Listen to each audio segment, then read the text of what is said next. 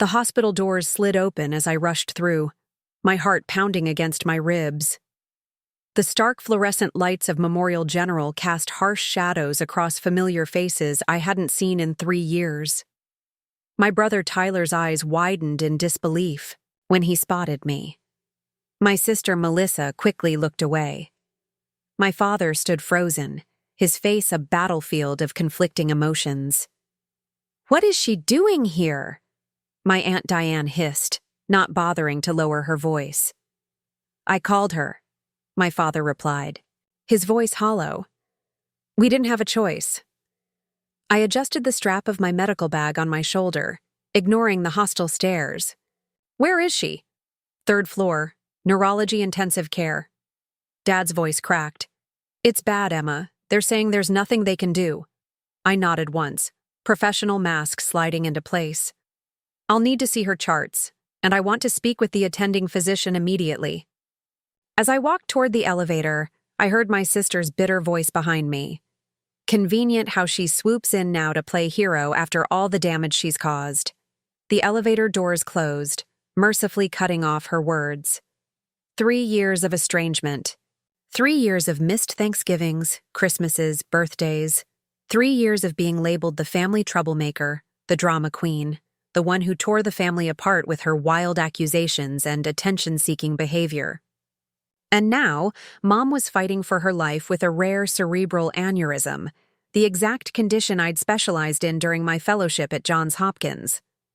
Sometimes life's ironies cut deeper than any scalpel. Dr. Emma Mitchell, the black sheep neurosurgeon, returns to save the mother who had banned her from the family. If I succeeded, would it heal more than just her brain? And if I failed? I closed my eyes, pushing away the thought.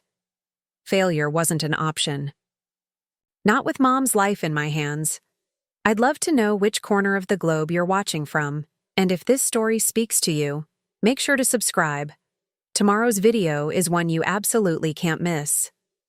3 years earlier, the Mitchell family, Thanksgiving dinner had been picture perfect, at least on the surface. Mom's famous turkey, Dad carving at the head of the table, siblings with their spouses, aunts, uncles, cousins, all gathered in the sprawling family home in Burlington, Vermont, where generations of Mitchells had celebrated holidays. I had flown in from Baltimore, exhausted from a 36-hour shift, but determined not to miss another family gathering. At 32, I was the middle child of the family and the only one who'd left Vermont.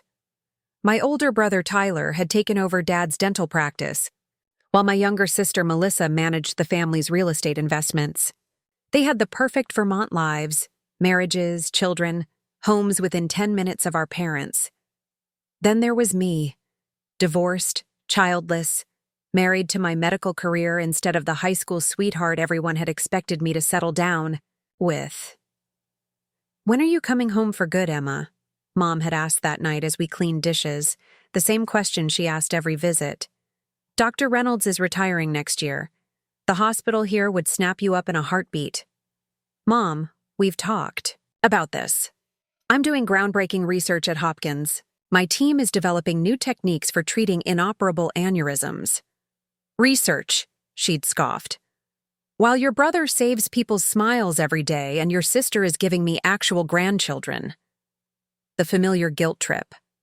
I'd scrubbed harder, at a stubborn spot on the casserole dish. "Plus, with the divorce," Mom had continued, lowering her voice, "it's not like you have anything keeping you in Baltimore." The divorce from Mark had been finalized 6 months earlier, after I discovered he'd been having an affair with a pharmaceutical rep. A relationship that had apparently started when I began spending 80-hour weeks at the hospital during my residency. "My career is keeping me in Baltimore," I'd said firmly. "It's important work, Mom." She'd sighed that martyred sigh I knew too well. More important than family, clearly. I should have let it go, like I always did. Swallowed my frustration and changed the subject. But maybe it was the exhaustion, or the 3rd glass of wine, or the fact that Uncle Robert had spent dinner interrogating me about why I hadn't found another man yet. You know what? Yes. Sometimes it is more important. I'd snapped. Sometimes saving lives is more important than making it to every single family dinner where all you do is criticize my choices and treat me like I'm some kind of failure because I put my career first. Mom had recoiled as if I'd slapped her. Well, I'm sorry we're such a burden to your important life, Dr. Mitchell. We might have recovered from that argument. We'd had similar ones before, but what happened next changed everything. After dinner, I'd gone to Dad's study to use his computer to check a patient's test results. That's when I found the financial documents. Dad had been managing Grandpa Mitchell's estate since his death 2 years prior, with the understanding that it would be divided equally among the 3 of us grandchildren. But the documents showed something very different. Dad had allocated the bulk of Grandpa's considerable estate to Tyler's new pediatric dental wing and Melissa's real estate investment company. My share had been reduced to a token amount. I'd confronted Dad privately, hoping for an explanation. Instead, he'd become defensive. Your grandfather wanted his money to stay in Vermont, to build something here, he'd said. What were we supposed to do? Send it to Baltimore where you'd just pour it into research that might never pan out? So you decided to essentially disinherit me without even telling me? I'd asked, stunned by the betrayal. Don't I at least deserve the truth? We were going to tell you when things settled down with your divorce and career, he'd insisted. But I could see the guilt in his eyes. I might have accepted that too, painful as it was, if Mom hadn't walked in on our conversation. Her reaction made it clear this wasn't just Dad's decision. Oh, for heaven's sake, Emma, she'd exploded. Always the drama. Tyler and Melissa are raising families here, building businesses that serve this community. They need that money. What would you use it for? More research, more work? More excuses to stay away from your family? The argument had escalated. Voices had been raised, and soon the entire family was involved. Tyler sided with our parents, of course. Melissa tearfully accused me of ruining another holiday.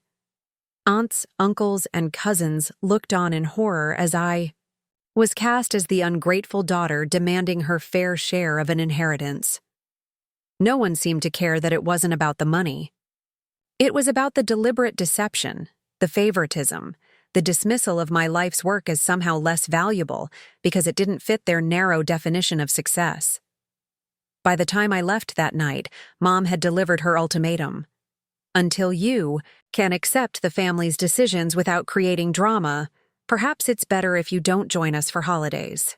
Dad had driven me to the airport in silence the next morning. She'll cool down, he'd said as I got out of the car. Just give her time. But Mom hadn't cooled down. My calls went unanswered for weeks. Christmas invitations weren't extended. When I'd tried to visit for Dad's birthday, Mom had told me they were too busy to host me. My siblings' calls and texts became infrequent, then stopped altogether.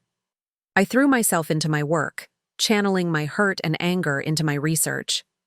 Within a year, our team had developed a revolutionary technique for treating complex cerebral aneurysms that had previously been considered inoperable. My name appeared in medical journals. I presented at international conferences. I was offered the position of head of neurovascular surgery at Johns Hopkins at 34, one of the youngest ever, and not a single member of my family had called to congratulate me. Life went on. I built a new family of colleagues and friends. I dated occasionally, though nothing serious developed. My work still consumed most of my time. I adopted a rescue dog, a one-eyed husky named Poe, who was better company than most humans anyway. I tried to tell myself I was happy, fulfilled. Some days I even believed it. Then came the call that changed everything. I had just finished a particularly challenging surgery when my phone rang with my father's number. The first time in nearly 3 years. Emma. His voice had sounded strange, tight with an emotion I couldn't identify. It's your mother. She collapsed this morning. The doctors are saying it's an aneurysm, a complicated one. They're saying they can't operate.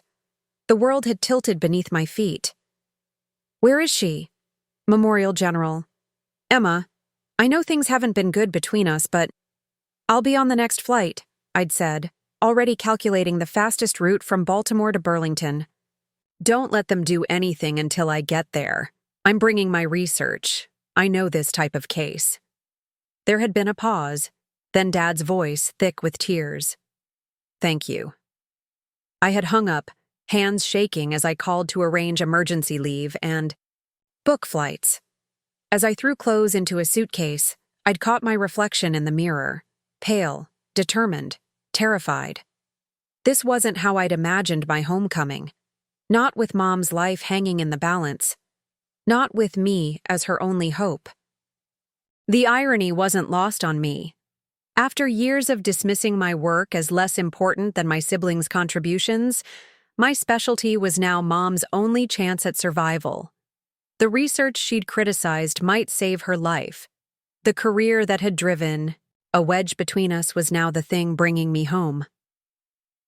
On the flight to Vermont, I reviewed Mom's case files that the hospital had sent over. The aneurysm was located in a nearly impossible position, the kind that most surgeons wouldn't touch. But I wasn't most surgeons. My team had successfully treated similar cases using our innovative approach. If anyone could save Mom, it was me. But as the plane began its descent into Burlington, doubt crept in. What if I couldn't save her? What if, after everything, I failed? Or worse, what if I succeeded and nothing changed between us? What if saving her life wasn't enough to earn back my place in the family? The thought froze my blood. As much as I'd tried to convince myself I was fine without them, the truth was, I missed my family every day. The holidays spent alone, the milestones celebrated with colleagues instead of siblings, the pictures of my nieces and nephews growing up that I only saw on social media. The pain had dulled over time, but it had never truly gone away. Now I was rushing back into that pain, back to the people who had cut me out of their lives. And I was bringing with me the only thing they'd ever truly valued about me, my medical expertise. As the plane touched down, I made myself a promise. I would save Mom if it was humanly possible, and then, regardless of what happened next, I would finally have the honest conversation with my family that we should have had 3 years ago. It was time to heal more than just physical wounds. The hospital was exactly as I remembered it from my internship days, the same antiseptic smell, the same squeaking linoleum floors, the same buzzing fluorescent lights. I'd done my first year of residency here before moving to Johns Hopkins, walking these same halls as a nervous young doctor eager to prove herself. Now I returned as one of the country's leading experts in neurovascular surgery, here to operate on my own mother. The elevator climbed to the 3rd floor, each floor number lighting up like a countdown to confrontation. When the doors slid open, I stepped into the neurological ICU, my professional mask firmly in place. A lot of love and effort went into bringing this story to life. If you're enjoying it, we'd be so grateful if you'd subscribe to our channel. Now, back to where we left off. The unit's head nurse looked up, her eyes widening in recognition. Dr. Mitchell? Emma Mitchell. Hello, Nancy, I said, remembering the kind nurse who had guided me through my first weeks as an intern. I'm here to see Catherine Mitchell. Nancy's expression shifted to something like relief. Thank God. We've been at our wits' end. Your mother's aneurysm is in the worst possible location. Dr. Winters doesn't want to operate, says the risks are too high. I know, I've reviewed her scans.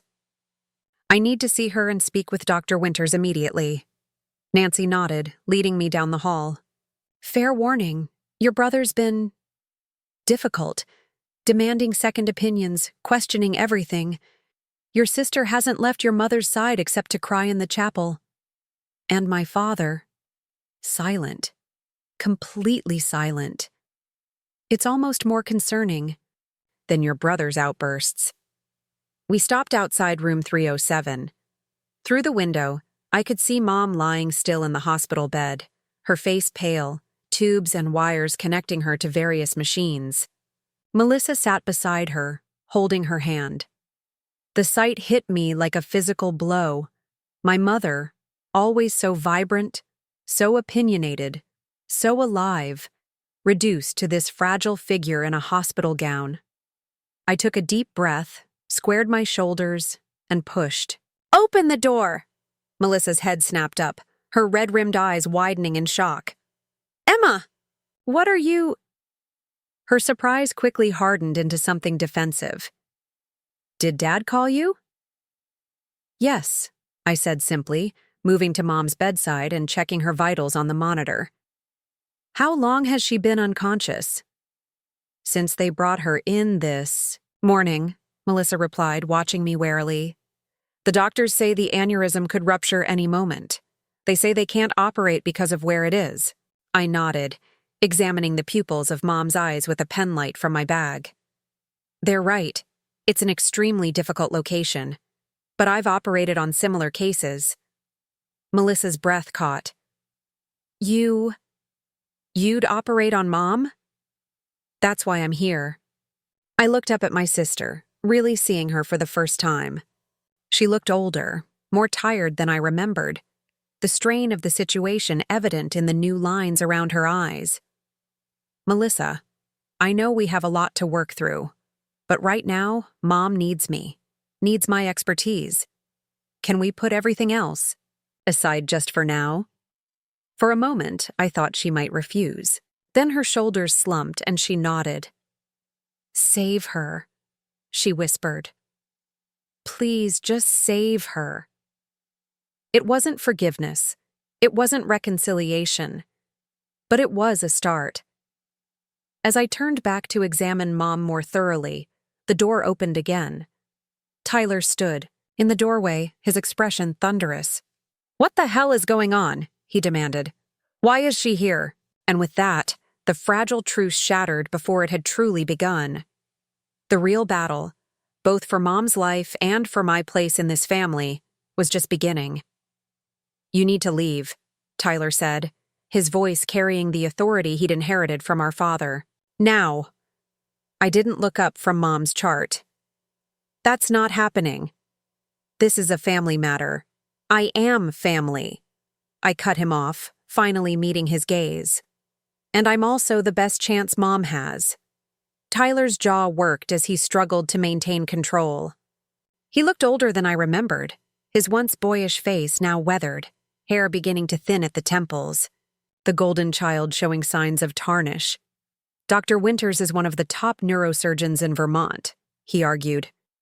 "And he's already said he can't operate," I replied evenly. "I'm one of the top neurovascular surgeons in the country, and I've pioneered techniques specifically for cases like Mom's." "Convenient timing, isn't it?" Tyler's voice dropped to a venomous whisper, swooping in to save the day after years of silence. "Planning to use Mom as another research subject for your precious publications?" The accusation stung like a slap. "That's enough, Tyler," Melissa interjected, surprising me with her intervention. "She's here to help." "Is she? Or is she here to prove a point?" He turned back to me. "Where were you when Dad had his heart scare last year? When Melissa lost the baby? When—" "Nobody told me," I said quietly, the revelation of these family crises I'd known nothing about hitting me hard. Nobody called. An uncomfortable silence fell. Tyler had the grace to look slightly abashed, but his defensive posture didn't change. The tension was broken by the arrival of Dr. Winters, a gray-haired man in his 60s whom I vaguely remembered from my internship days. His eyebrows rose when he saw me. "Dr. Emma Mitchell, your reputation precedes you." His tone was respectful but wary. "I understand you're here about your mother's case." "I'd like to discuss treatment options," I said, professional to professional. "I've reviewed the scans you sent, but I'd like to see the most recent images." Dr. Winters nodded. "Let's step into the conference room." He glanced at Tyler and Melissa. "Family members are welcome to join us." The siblings exchanged looks before Tyler nodded curtly. We followed Dr. Winters to a small room with a light box, On the wall, where he displayed Mom's brain scans, the aneurysm was clearly visible, a dangerous bulge in the basilar artery nestled deep in the brainstem area, one of the most difficult locations possible, one that would be considered inoperable by most standards. As you can see, Dr. Winters began, the location makes conventional clipping nearly impossible. The risk of catastrophic bleeding or brainstem damage is extremely high. I've consulted with colleagues at Boston Medical and New York Presbyterian, and they concur. The risks of intervention outweigh the benefits. What's the alternative? Tyler asked, his dental training giving him enough medical knowledge to follow along. Dr. Winters' expression was grave. We continue to manage her blood pressure, keep her sedated, and hope the aneurysm stabilizes on its own. But given its size and location... He didn't need to finish the sentence. We all knew what he meant. It was a waiting game with terrible odds. There's another option, I said, pulling out my tablet and bringing up images from similar cases I'd treated. At Johns Hopkins, we've developed a new technique for basilar aneurysms like Mom's. It uses a combination of endovascular coiling and a specialized stent we've been testing in clinical trials. I explained the procedure in detail, how we would thread microcatheters through the femoral artery up to the brain, use specialized imaging to navigate the complex vasculature, deploy tiny platinum coils into the aneurysm to disrupt blood flow, then place a stent to reinforce the artery wall. The approach has an 82% success rate in our trials, I concluded. Without intervention, Mom's chances are... much lower, Dr. Winters finished for me. He studied the cases on my tablet with growing interest. I've read about your work, Dr. Mitchell. Impressive research, but I must point out that your mother isn't a clinical trial participant. The procedure hasn't received full FDA approval yet. It has emergency compassionate use authorization, I countered. And I've personally performed it 17 times with 14 complete successes. And the other 3? Tyler asked sharply. I met his gaze steadily. 2 partial successes with minor complications, 1 failure. I wouldn't lie, not about this. You lost a patient, he translated. Yes, an 87-year-old man with multiple comorbidities. Mom is 64 and otherwise healthy. Dr. Winters studied the scans again. The technique is sound, and Dr. Mitchell's experience is relevant. If this were my family member, I'd consider the intervention. Tyler ran a hand through his hair, frustration evident. I need to talk to Dad about this. Of course, Dr. Winters said, but I must emphasize that time is critical. The longer we wait, the greater the risk of rupture. As Tyler left to find our father, Melissa stayed behind, studying the brain scans. With a furrowed brow, I don't understand all the medical details, she admitted. But I know Mom would want to fight. She turned to me, vulnerability breaking through her usual composure. You really think you can save her? I think she has a much better chance with the procedure than without it, I answered honestly. But Melissa, you should know, even if it's successful, recovery will be difficult. She'll need extensive rehabilitation, possibly cognitive therapy. It won't be a quick fix. Melissa nodded, taking this in. The last 3 years, they've been hard on her, on all of us. She's not the same since you left. I didn't leave, Melissa. I was told not to come back. Her eyes flashed. After you accused Dad of stealing your inheritance, after you called Mom manipulative, what did you expect? I took a deep breath, reminding myself that arguing wouldn't help Mom. I expected a conversation, an explanation, not complete excommunication from my own family. Melissa looked away, but not before I caught the conflict in her expression. There was more to the story than I knew clearly. Look, I said softly, right now, all that matters is Mom. We need to get consent for this procedure quickly if we're going to maximize her chances. Before Melissa could respond, Dad appeared in the doorway, Tyler behind him. Dad looked older. Then I remembered, grief and worry etching deep lines around his mouth and eyes. For a moment, we just stared at each other. 3 years of silence stretching between us like an unbridgeable chasm. Then he stepped forward and did something that shocked me. He hugged me. Briefly, awkwardly, but definitely a hug. "Thank you." "For coming," he said gruffly as he pulled away. Tyler explained the procedure. "What do you need from us?" "Consent forms," I said, recovering from my surprise. "And I'll need surgical privileges at this hospital. Dr. Winters will need to sponsor me." "Already initiated," Dr. Winters confirmed. "Given the emergency nature of the case, we can expedite the process. I'll also need specialized equipment that may not be available here. I've asked my team at Hopkins to prepare a kit. It should arrive by courier within hours." Dad nodded, his expression grave but determined. "Whatever you need. Just save her, Emma." The simple plea, stripped of all the complexity of our estrangement, hit me hard. Despite everything, he was just a man terrified of losing his wife. And I was just a daughter desperately hoping to save her mother. "I'll do everything I can," I promised. The next few hours passed in a blur of activity. I called my colleagues at Hopkins to consult on the case and finalize the equipment list. Dad signed the consent forms. Dr. Winters arranged emergency privileges and assembled a surgical team. Melissa stayed with Mom, while Tyler alternated between pacing the hallway and making calls to update extended family members. No one mentioned the past. No one brought up the inheritance or the accusations or the years of silence. We existed, in a fragile truce united by a single purpose: keeping Mom alive. As evening approached, I found myself alone in the doctor's lounge, reviewing Mom's most recent labs. The door opened, and Nancy, the head nurse, entered with a cup of coffee. "Thought you could use this," she said, placing it in front of me.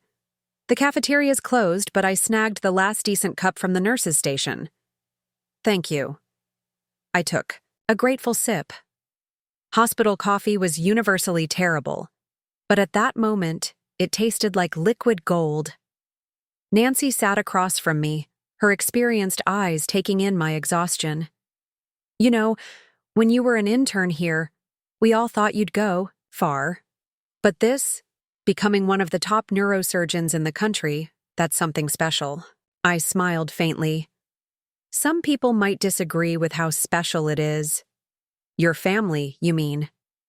Nancy had been at the hospital for over 30 years. Nothing much got past her.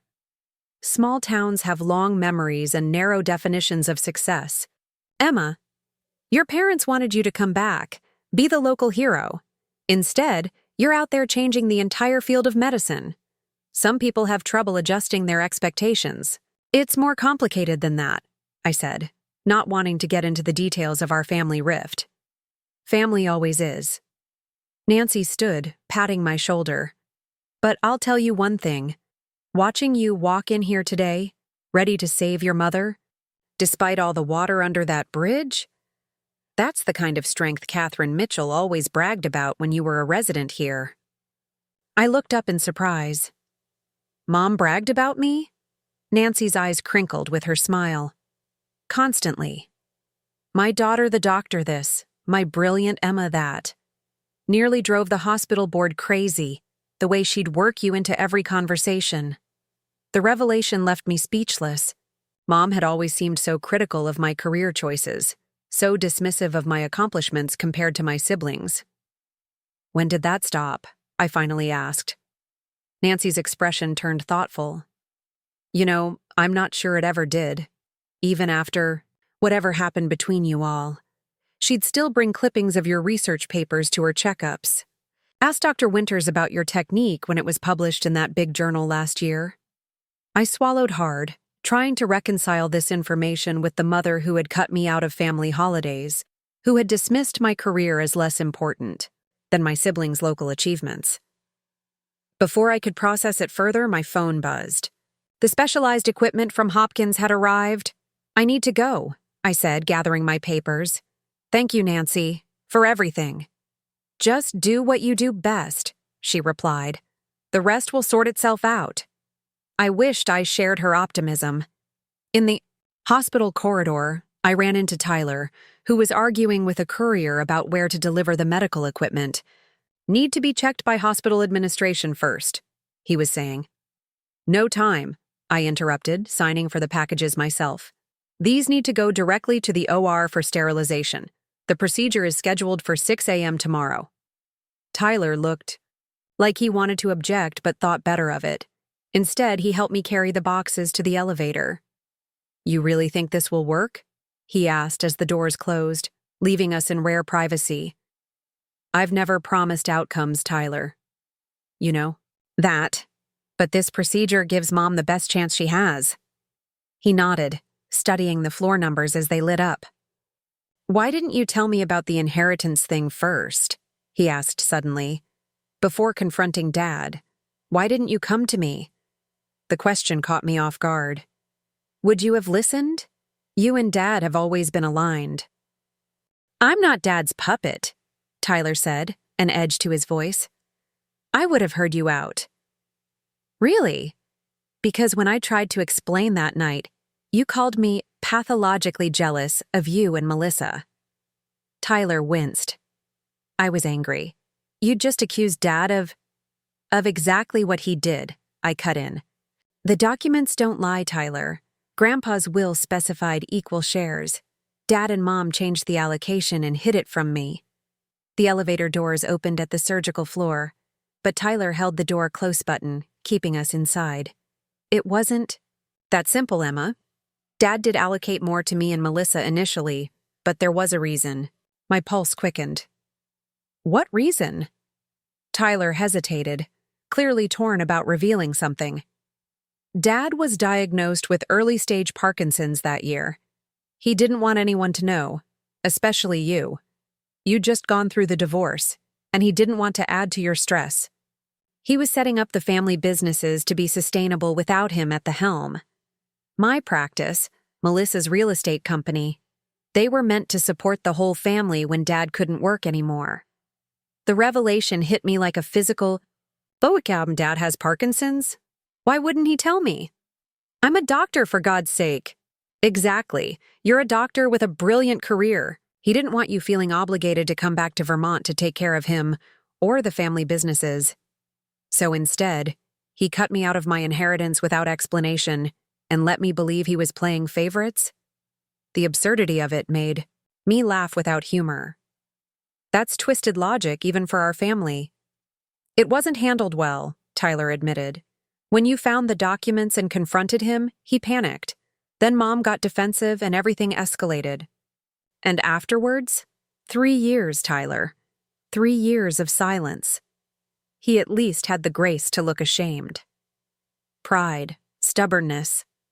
Mom was hurt by the things you said. Dad was embarrassed that you'd discovered his deception. I was angry that you'd aired all this at Thanksgiving instead of privately. And then, the longer it went on, the harder it was to reach out. The elevator began buzzing in protest at being held so long. Tyler released the button and the doors opened. A nurse waiting outside gave us an irritated look before stepping in as we exited. We need to get this equipment processed, I said, a professional mask slipping back into place. We can discuss family history after Mom's stable. Tyler nodded, but as we walked down the hall toward the surgical department, he said quietly, For what it's worth, I missed you, Em. Holidays aren't the same without your terrible pumpkin pie and political arguments. Despite everything, a small smile tugged at my lips. My pumpkin pie isn't terrible. You just have an undeveloped palate. It wasn't forgiveness, wasn't reconciliation, wasn't even close to resolving the tangled mess of hurt and betrayal between us. But as we delivered the life-saving equipment that might save our mother, it felt like the first crack in a wall that had seemed impenetrable just hours before. Tomorrow, I will perform the most important surgery of my career on the most important patient of my life, and regardless of the outcome, nothing between us would ever be quite the same again. Sleep evaded me that night. I claimed an empty on-call room, but spent most of the night reviewing Mom's case files, double-checking equipment lists, and mentally walking through every step of tomorrow's procedure. Around 2 a.m., I ventured down to the ICU to check on Mom one last time before surgery. I expected to find the room empty, except for my unconscious mother. Instead, I found Melissa asleep in the visitor's chair, her hand still clutching Mom's. The sight stopped me in the doorway, my younger sister looking somehow both vulnerable and steadfast in her vigil. I moved quietly to check Mom's vitals, careful not to wake Melissa. But as I adjusted the IV line, her eyes fluttered open. "What time is it?" she mumbled, disoriented. "Just after 2. You should go home, get some real sleep." Melissa straightened, instantly alert. "I'm not leaving her. The surgery isn't until 6. You have time for a few hours in a real bed." She shook her head stubbornly. "I need to be here if—" She didn't finish the sentence, but I understood. If Mom didn't make it through the night, if the aneurysm ruptured, before we could operate. I checked Mom's medications, made a note in her chart, then hesitated. "You could use the cot in my on-call room. It's not comfortable, but it's better than that chair." Melissa looked surprised by the offer. "I'm fine here." A tense silence fell between us. I was about to leave when Melissa spoke again. "Tyler told me about Dad's Parkinson's. Still early stages. The tremor is noticeable when he's tired or stressed, but he manages it with medication. Most people can't tell." I nodded, making a mental note to review Dad's treatment plan when this was over. There were new therapies being developed that he might not have access to in Burlington. "You know, after you left." Melissa hesitated. "Things changed. Mom withdrew, started having these awful migraines. She wouldn't admit how much she missed you. She told me not to come back," I reminded her, the hurt still fresh despite the years. "She was wrong," Melissa said simply. "We all were, but no one knew how to back down, how to bridge the gap once it was created." She looked up at me, vulnerability in her eyes. "Are you only here for the surgery, Emma? Once it's over, will you disappear again?" The question caught me off guard. Before I could answer, the door opened and a nurse entered to check Mom's vitals. "Dr. Mitchell, there's someone asking for you at the nurse's station," she informed me. Grateful for the interruption, I nodded to Melissa. "Try to get some rest. Tomorrow will be a long day." At the nurse's station, I found Dr. Alan Barnes, head of neurosurgery at Memorial General and Dr. Winter's superior. A tall man with silver hair and a perpetual frown, I remembered him as a demanding but fair teacher during my internship. "Dr. Mitchell," he greeted me coldly. "I understand you've scheduled an experimental procedure on your mother without consulting me. Dr. Winters approved." "Dr. Winters doesn't have the authority to approve experimental protocols without going through proper channels," he cut me off. "Regardless of your reputation at Johns Hopkins, this is my department." I straightened my spine, meeting his gaze directly. "The procedure has compassionate use authorization from the FDA. The patient, my mother, is a perfect candidate, and time is critical. Dr. Winters agreed that it offers her best chance of survival. And I'm sure your personal involvement has nothing to do with this rush to bypass protocol?" His tone was scathing. "This procedure hasn't been performed at this hospital before. We don't have the specialized training or equipment." "I've brought the equipment. I'll be performing the procedure myself, with Dr. Winters assisting. The risks have been fully explained to my family, and they've given informed consent." Dr. Barnes's expression darkened. "I've reviewed your mother's case. The risks of intervention outweigh the benefits. I'm canceling the surgery." My blood ran cold. "On what grounds?" "Medical judgment. And concerns about conflict of interest. You're too close to this case, Dr. Mitchell. No surgeon should operate on the immediate family." "There's no one else qualified to perform this procedure," I argued, struggling to keep my voice level. "Without it, my mother will almost certainly die when that aneurysm ruptures." That's a risk we'll have to accept. We'll continue conservative. Management, no. The word came out sharper than I intended. If you cancel this surgery, I'll have my mother transferred to Johns Hopkins immediately. Dr. Barnes's eyebrows rose. In her condition, the transport alone could trigger a rupture. Then let me operate here. Now, as scheduled. We stared at each other, neither willing to yield. Finally, he said, "There's another consideration you may not be aware of. Your mother signed an advance directive last year, specifically refusing heroic or experimental measures." The revelation hit me like a sucker punch. What? It's in her file. She made her wishes very clear. I shook my head, disbelieving. Show me. He led me to a computer terminal and pulled up Mom's electronic chart. There it was, a legally executed advance directive dated 14 months ago. In it, Mom specified that if she became incapacitated, she did not want experimental procedures, extended life support, or heroic measures that might extend her life without guaranteeing quality of life. My mind raced. Why would Mom, only 64, and in good health, create such a restrictive advance directive? And why hadn't Dad or my siblings mentioned it? My father signed the consent forms, I said, grasping for options. As her next of kin, her advance directive supersedes family wishes, as you well know, Dr. Mitchell. Your father cannot legally consent to a procedure she has specifically refused. I felt the ground shifting beneath me. Everything I'd planned, all the preparation, rendered meaningless by a document I hadn't known existed. There must be a way, I insisted. The directive refers to experimental procedures. But my technique has passed clinical trials. It's considered standard care at Hopkins and several other leading institutions. Dr. Barnes's expression remained impassive. It hasn't been approved as standard care by the FDA yet. Legally, it's still experimental. I was about to argue further when a new voice joined the conversation. Actually, that's not quite accurate. We both turned to see a woman in a sharp business suit standing nearby, a tablet in her hands. She looked to be in her 50s with short gray hair and keen eyes behind stylish glasses. She wasn't hospital staff. I would have remembered her. Sandra Wilson, Mitchell family attorney, she introduced herself, extending a hand to Dr. Barnes, who looked as confused as I felt.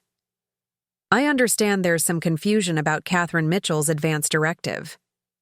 There's no confusion, Dr. Barnes said stiffly. The directive clearly states, I helped Catherine draft that directive, Sandra interrupted smoothly. And I can assure you her intention was never to refuse life-saving treatment. The clause about experimental procedures was specifically related to end-of-life care in terminal conditions, not emergency interventions for acute treatable conditions. She handed Dr. Barnes her tablet, displaying what appeared to be legal documents. I've taken the liberty of drafting a clarification, which Alexander Mitchell has already signed as Catherine's healthcare proxy. It specifically authorizes Dr. Emma Mitchell to perform the proposed procedure. Dr. Barnes scanned the document, his frown deepening. This isn't standard protocol. Neither is refusing a life-saving procedure from one of the country's leading experts because of departmental politics, Sandra replied calmly. I'd hate to see how the hospital board might view such a decision, especially if the outcome is fatal. The implied threat hung in the air. After a long moment, Dr. Barnes handed back the tablet. Fine. The surgery proceeds as scheduled. But Dr. Winters will be primary surgeon of record with Dr. Mitchell consulting. Those are my terms. Agreed, I said quickly, before he could change his mind. The title didn't matter. What mattered was getting Mom into that operating room. After Dr. Barnes stalked away, I turned to Sandra Wilson. Thank you. But how did you know? Who called you? Your father always keeps me on speed dial, she said, with a small smile. And I've known your family for 30 years, Emma. I wasn't about to let bureaucracy stand in the way of Catherine's best chance. As she turned to leave, I stopped her with a question. That advance directive. Why would Mom create something so restrictive? It doesn't sound like her. Sandra's expression turned grave. It doesn't, does it? I advised against such strict limitations, but she was adamant. Said she'd seen too many people kept alive by machines, suffering needlessly. She paused. Between us, I always thought it had something to do with your estrangement. She changed, after Thanksgiving. Became more fatalistic, less interested in future planning. The implication weighed heavily on me as I watched her walk away. Has Mom's directive been shaped by our falling out? By some belief that life wasn't worth extending? If her family was fractured? The thought was almost too painful to bear. I returned to the ICU to find Melissa still beside Mom, now joined by Dad and Tyler. All three looked up when I entered, their expressions a mix of concern and hope. Everything okay? Dad asked, clearly, sensing my distress. Just hospital politics, I said, unwilling to worry them with the details. The surgery is still on for 6 a.m. Relief visibly washed over them, but I couldn't shake the unsettling questions Sandra had raised. There was more to Mom's advance directive than simple medical preferences. I was sure of it. As I explained the final preparations for surgery, another complication emerged. Dr. Winters called, Tyler said. He's stuck in Montpellier. Car trouble.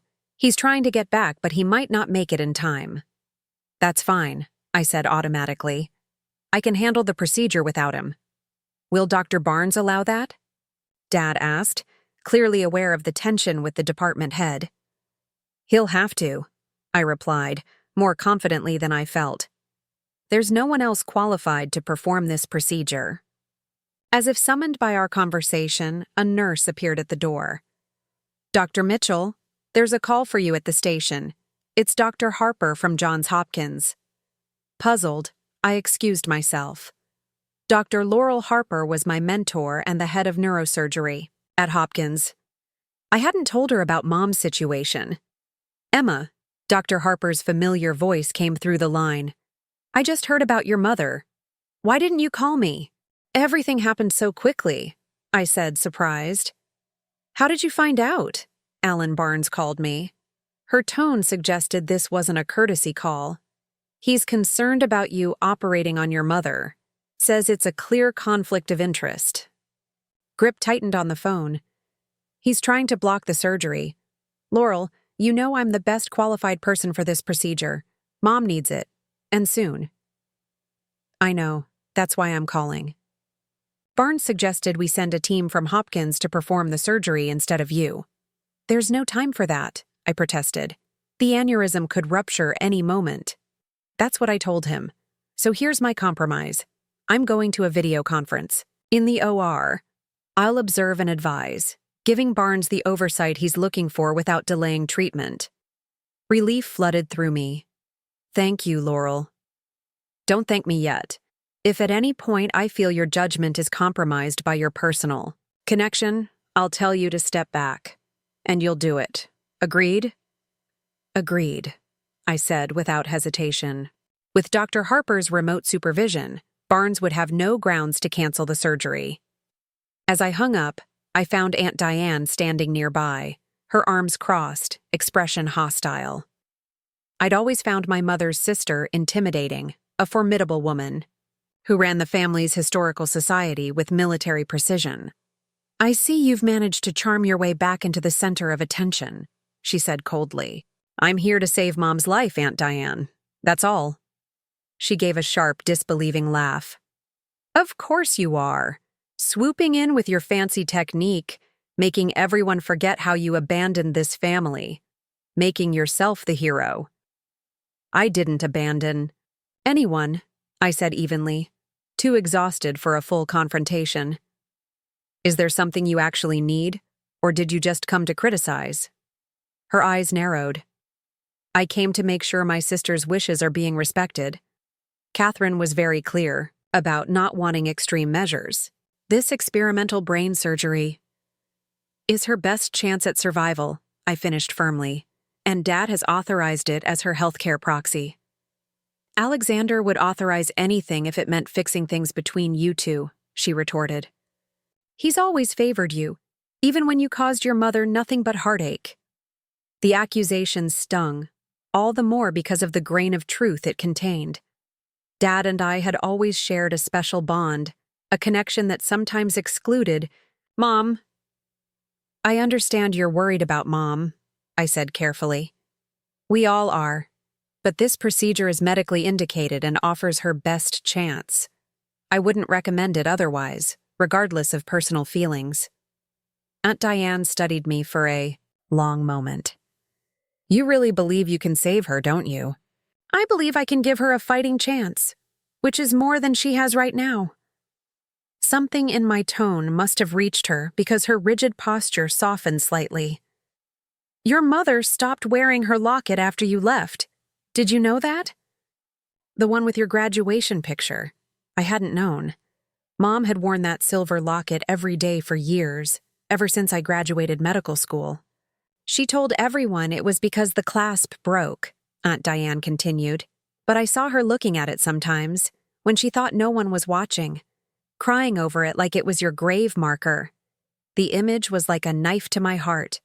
Before I could respond, Aunt Diane straightened her shoulders and moved past me toward Mom's room. Just don't make promises you can't keep, Emma. This family's had enough broken promises to last a lifetime. As she walked away, my pager beeped, a 911 from the ICU. Heart racing, I sprinted back to Mom's room, fearing the worst. I found chaos. Monitors. Blaring. Nurses surrounding Mom's bed, my family pushed against the wall in shock. Her pressure's spiking. The charge nurse reported urgently. Possible rupture starting. Get her to the OR now. I ordered medical training. Page anesthesia and neurosurgery. Tell them we're going in immediately. As they rushed to prepare Mom for emergency surgery, I turned to my stunned family. It can't wait until morning. The aneurysm is destabilizing. I need to operate now. Dad's face had gone ashen, but he nodded. Do whatever you need to do. Tyler put his arm around Melissa, who had started to cry. Aunt Diane stood frozen in the doorway, her earlier hostility replaced by naked fear. I'll be with her the whole time, I promised them, already backing toward the door as the team prepared to move Mom. And I'm going to fix this. As I turned to follow the gurney rushing toward the operating room, I caught a glimpse of Dr. Barnes hurrying down the hallway, alerted by the emergency page. Our eyes met briefly, and I silently dared him to try stopping me now. The surgery couldn't wait for morning, for Dr. Winter's return, for Dr. Harper's video conference, or for hospital politics. Mom needed me now, not as a daughter, but as the neurosurgeon who could save her life.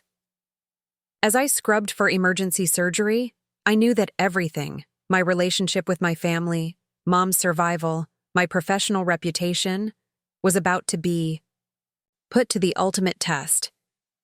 The operating room hummed with tense energy as Mom was prepped for emergency surgery. I finished scrubbing, allowing the surgical nurse to help me into my gown and gloves. My mind focused entirely on the procedure ahead. The team was scrambling to prepare, anesthesiologists checking drug dosages, nurses counting instruments, techs positioning the specialized equipment I'd brought from Hopkins. Dr. Barnes entered the scrub room as I was finishing, his face tight, with barely controlled anger. This is highly irregular, Dr. Mitchell. So is an aneurysm rupture, I replied coolly.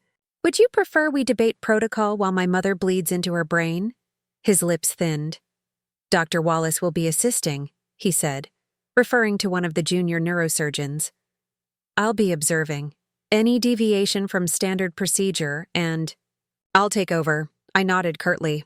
Fine, but standard procedure won't work for this aneurysm. That's the whole point. Without waiting for his response, I entered the OR, approaching the table where Mom lay unconscious, already intubated and draped. I looked down at her face, the face that had smiled at my graduations, frowned at my divorce news, hardened in anger during our last confrontation. Now peaceful, unaware of the battle about to be waged inside her skull. "I've got you, Mom," I whispered, too quietly for anyone else to hear. Then I raised my eyes to the assembled team. "Let's begin." The first hour of surgery went smoothly. We accessed the femoral artery in Mom's groin, threading a catheter up through her vascular system toward her brain. The specialized imaging system I'd brought from Hopkins allowed unprecedented visualization of the cerebral vasculature, guiding our path toward the aneurysm. Dr. Barnes watched from the corner, silent but vigilant. Dr. Wallace proved competent, following my lead without unnecessary questions. The atmosphere was tense but focused, exactly what we needed. As we approached the aneurysm site, the monitors gave a warning beep. "Pressure's rising," the anesthesiologist announced. "We're getting close," I replied, eyes locked on the imaging screen. The catheter is irritating the vessel wall. Perfectly normal. But as we navigated the final turn toward the basilar artery, the monitors began a more urgent alarm. "BP 190/110 and climbing," the anesthesiologist called out. "Heart rate is increasing." "Is the aneurysm rupturing?" Dr. Wallace asked sharply. I studied the imaging, looking for signs of contrast leakage that would indicate a rupture. "Not yet, but it's starting to leak. We need to move faster." I guided the catheter into position at the neck of the aneurysm, ready to deploy the first coil. This was the most critical moment. If the aneurysm fully ruptured now, we'd have seconds to respond before catastrophic bleeding occurred. "First coil ready," Dr. Wallace confirmed. "Deploying now," I said, activating the mechanism that would release the tiny platinum coil into the aneurysm. The monitors screamed. "Pressure dropping! We've got a rupture!" the anesthesiologist shouted. "Push protamine to reverse the heparin," I ordered, fighting to keep my voice steady. "Have 2 units of blood ready. Wallace, we're switching to Plan B." Dr. Barnes stepped forward. "What's Plan B? This wasn't in the procedure you described."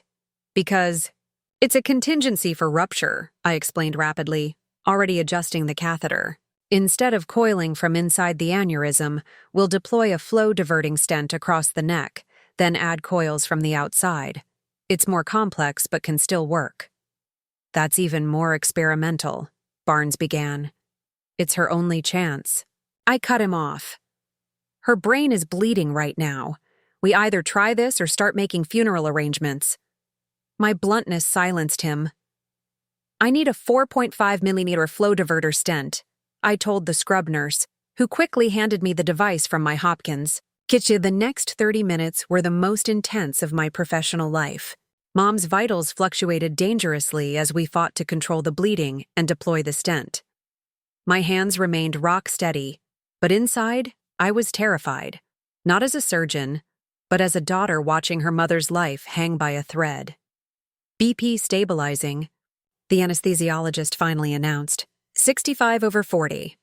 "Low, but holding," I acknowledged. "The stent is in position. Beginning coil deployment." Slowly, methodically, we placed coils around the outside of the aneurysm, reinforcing the weakened artery wall. The bleeding gradually slowed as the coils did their work, redirecting blood flow through the stent and away from the damaged section. "Final coil in place," I announced after what felt like hours. "Let's get a contrast injection to check flow." The dye moved through Mom's cerebral vessels, illuminating the intricate pathways of her brain. We all watched the monitors intently, looking for any sign of leakage. "Clean," Dr. Wallace confirmed. "No contrast extravasation. The repair is holding." Relief washed over me, but I kept my professional demeanor. "We're not done yet. The vasospasm risk is extremely high given the rupture. Let's start calcium channel blockers and maintain moderate hypertension to protect perfusion." As we worked to stabilize Mom's condition, Dr. Barnes moved closer to examine our repair. "Impressive work," he admitted grudgingly. "Unorthodox, but effective."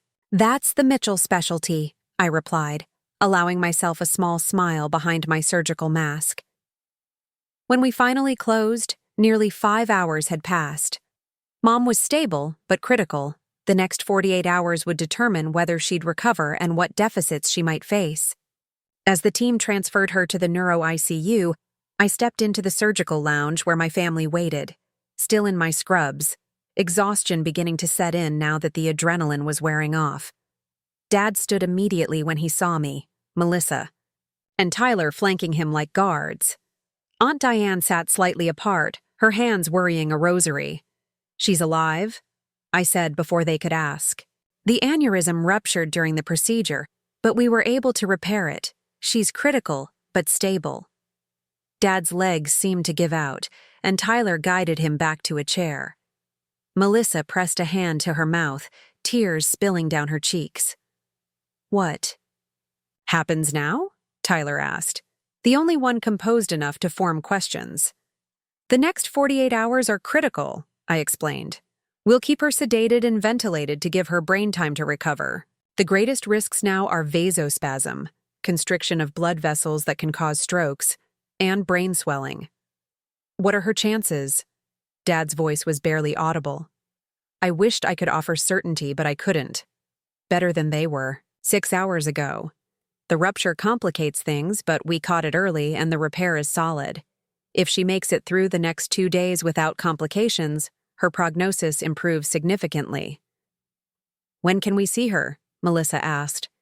"They're settling her in the neuro ICU now. Once she's stable, you can visit briefly, one at a time." Aunt Diane finally spoke up. "You did it." It wasn't a question, but there was something like grudging respect in her voice. "You saved her." "For now," I cautioned. "We still have a long way to go." As my family absorbed this information, Dr. Barnes appeared in the doorway. "Dr. Mitchell, a word?" I excused myself and stepped into the hallway, bracing for criticism or complaints about protocol. Instead, he handed me a tablet. "You have a video.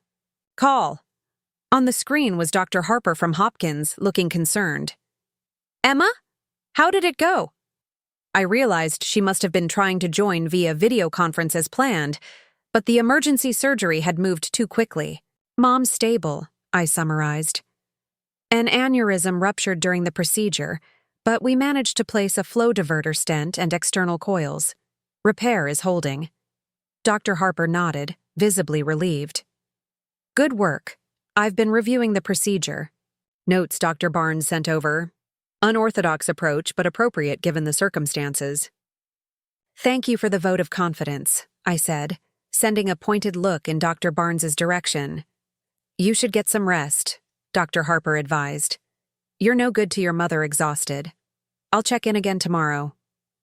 After ending the call, I turned, to find Dr. Barnes studying me with a thoughtful expression. "Your reputation doesn't do you justice, Dr. Mitchell. What you pulled off in there," he shook his head. "Most neurosurgeons wouldn't have attempted it, let alone succeeded." "I didn't have a choice," I said simply. "She's my mother." "Precisely why most hospitals prohibit physicians from treating family members," he countered. "But in this case, I'm glad we made an exception." He extended his hand. "If you need anything during your mother's recovery, my department is at your disposal."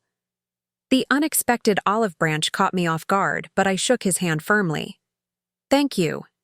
When I returned to the family lounge, only Dad remained, the others having gone to see Mom one by one. "You look exhausted," he said as I sank into the chair beside him. "I'm fine. Still a terrible liar," he observed with a wan smile. "Just like when you were a kid." We sat in silence for a moment, both too drained for small talk. "Why didn't you tell me about Parkinson's?" I finally asked. Dad sighed heavily. "Tyler shouldn't have told you. Not now, with everything else going on." "I'm a doctor, Dad. I could have helped. Connected you with specialists. Researched treatments." "That's exactly why I didn't tell you." He looked down at his hands, which I now noticed had a slight tremor. "You have this need to fix everything, Emma. Always have. I didn't want to become another problem for you to solve. Is that what you think I do? Solve problems? It's what you're brilliant at, he said, meeting my eyes. But sometimes people need more than solutions. Sometimes they just need you to be present, to listen rather than fix. The observation hit uncomfortably close to home. How many times had Mark, my ex-husband, said something similar during our marriage? That I was more focused on solving his problems than understanding his feelings. Is that why Mom created that advance directive? I asked. Because she thought I'd try to fix her if something happened. Dad looked surprised. You know about that? Dr. Barnes tried to use it to stop the surgery. His expression darkened. That directive was Catherine's way of taking control after everything that happened. She was devastated when you left, Emma. Blamed herself for driving you away. She didn't drive me away, I protested. She told me not to come back. Because she thought that's what you wanted. A clean break from the family that had hurt you. I stared at him, trying to process this perspective. Has all this time apart been based on a fundamental misunderstanding? A tragic series of assumptions? And pride on both sides? Before I could respond, a nurse appeared at the door. Dr. Mitchell, your mother's showing signs of increased intracranial pressure. Dr. Wallace is asking for you. I jumped to my feet, professional instincts taking over once more. I'll be right there. Dad stood too, fear evident in his eyes. It's okay, I assured him, though I couldn't know if that was true. This is common after an aneurysm rupture. I anticipated it. Go, he said, squeezing my hand. Do what you do best. In the ICU, I found Dr. Wallace examining Mom's latest brain scan. Diffuse cerebral edema, he reported grimly. ICP is 28 and rising. We've started hypertonic saline and positioned her head at 30 degrees, but it's not making much difference. I studied the scan, my heart sinking.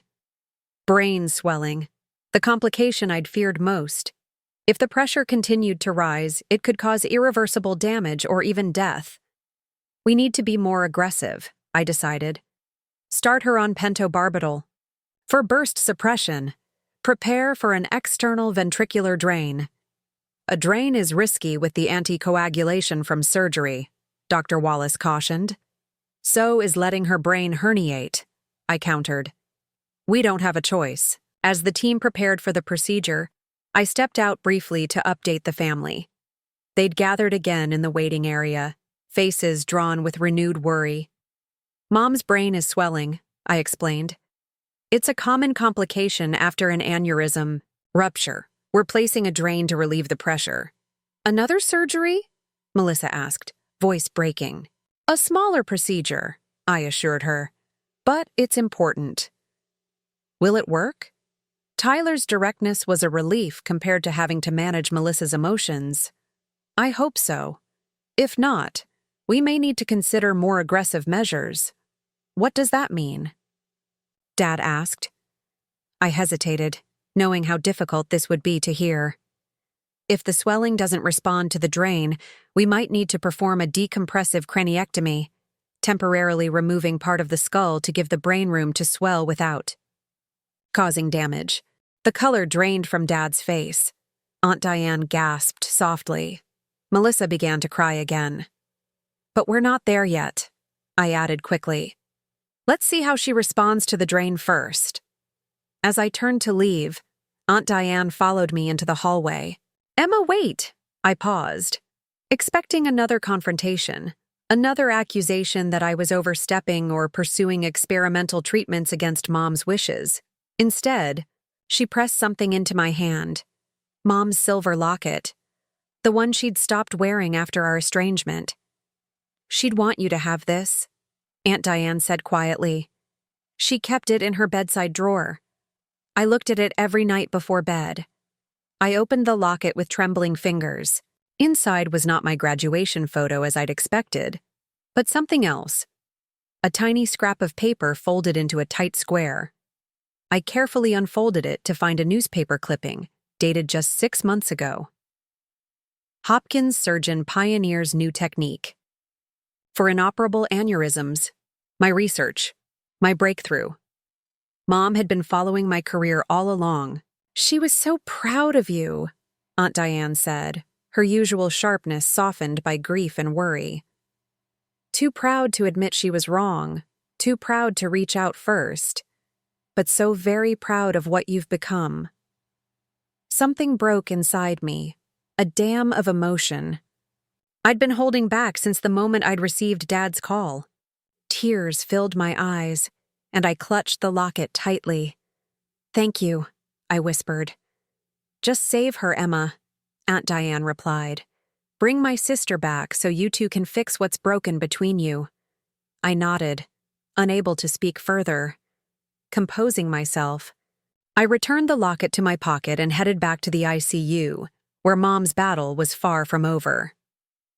The external ventricular drain helped temporarily, but within hours, Mom's intracranial pressure began rising again.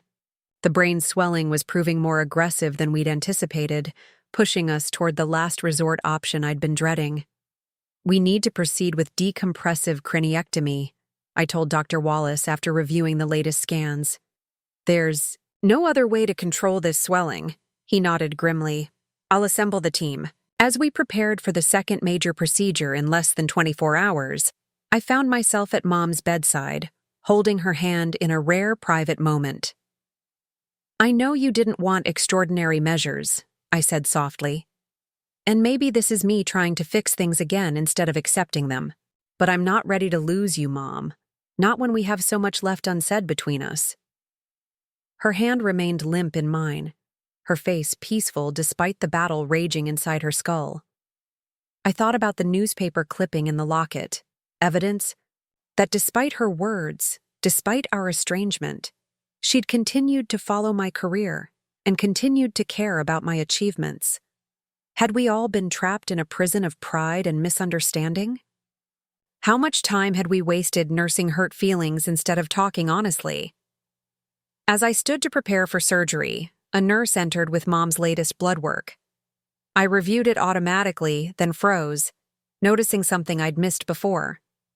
"When was Mom's last complete blood count done before the aneurysm?" I asked urgently. The nurse checked the chart. 3 months ago. Annual physical. Get me those results. Now." Something was there. A pattern I should have seen earlier.